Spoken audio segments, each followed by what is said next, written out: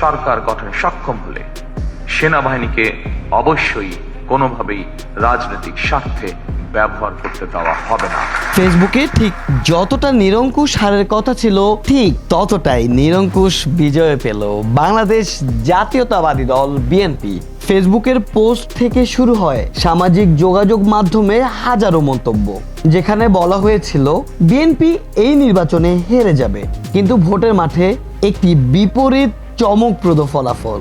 বাংলাদেশ জাতীয়তাবাদী দল বিএনপি পেয়েছে নিরঙ্কুশ বিজয়। নির্বাচনের আগে সোশ্যাল মিডিয়ায় ব্যাপক আলোচনা ছিল বিএনপিকে নিয়ে। অনেকেই আন্দাজ করেছিলেন বিএনপি হেরে যাবে, কিন্তু বাস্তবে তা পুরোপুরি উল্টো প্রমাণিত হলো। বড় দাবি আছে, যেই দাবিটির ব্যাপারে বিগত বিএনপি সরকার উদ্যোগ গ্রহণ করেছিল, কিন্তু জনগণ ভোটের মাধ্যমে তাদের রায় দিয়েছেন সুস্পষ্টভাবে। ভোটের দিন থেকেই লক্ষ্য ছিল পরিষ্কার। উৎসাহী ভোটাররা মাঠে নেতাকর্মীদের সরাসরি সংযোগ এবং সুষ্ঠু ভোট প্রক্রিয়া সব মিলিয়ে নিশ্চিত করেছিল বিজয়।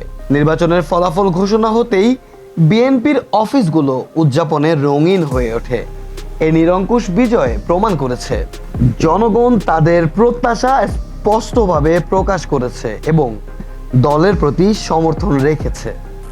এত বৃহৎ যখন এই সমস্যাটা, এটা সমাধানটাও কিন্তু স্লোলি হবে, হুট করে রাত পোহালেই যে সমাধানটা হয়ে যাবে নট দ্যাট। সোশ্যাল মিডিয়ার পূর্বাভাস এবং ভোটের ফলাফল একেবারেই মিলছে না, বরং নির্বাচনের মাঠে জনগণ স্পষ্টভাবে বিজয় নিশ্চিত করেছে।